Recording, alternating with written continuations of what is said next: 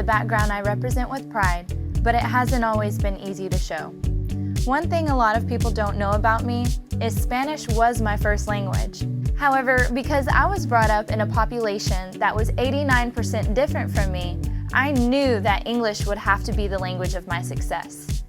To this day, I can remember my first standardized test, because it was the first time I questioned whether I was good enough. The normal kids didn't have to battle between two languages, nor did they seem to struggle deciphering sarcasm, similes, and metaphors. But despite that struggle, there was something my father would say that stuck out to me. You have everything you need at your fingertips because you have opportunity. Having the natural desire to please others meant being good was something I would never settle for. This has always been one of my best and worst traits. It can result in a great work ethic, but no one really talks about what that type of pressure will do to your confidence. As a child, there were high expectations needing to be met before I could realize the weight of what was being asked of me. I would accompany my mom to the doctor and was expected to medically translate for her. But how do you translate words in another language when you don't even know what it means in English? Years of self-doubt and the feeling of having unattainable goals crippled my confidence.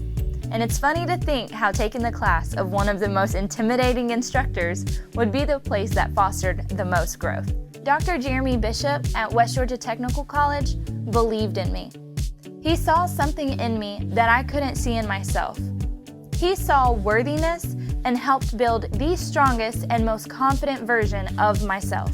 Without the technical college system of Georgia, I wouldn't be here, standing before you and able to teach you a few things that I have learned along the way.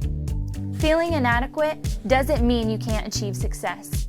I don't represent the straight-A traditional student, but now I don't allow my flaws to define me. It took me far too long to realize the true beauty behind diversity, and that being different doesn't mean being less than. I have been trained to be a frontline worker, a critical thinker, and to thrive in one of the top 10 most stressful jobs in America. Because becoming a nurse means you become the person that runs to the side of danger instead of running away. Technical education has taught me it doesn't care where you come from, where you started, or where you left off. An investment of just a few years or less can nurture unlimited success. No one said it would be easy, but graduating nursing school has proven to me that this is only the beginning. And as a product of technical education, I'm committed now more than ever to foster success into our state, and I can't wait to serve as a vessel of positive influence in our educated workforce.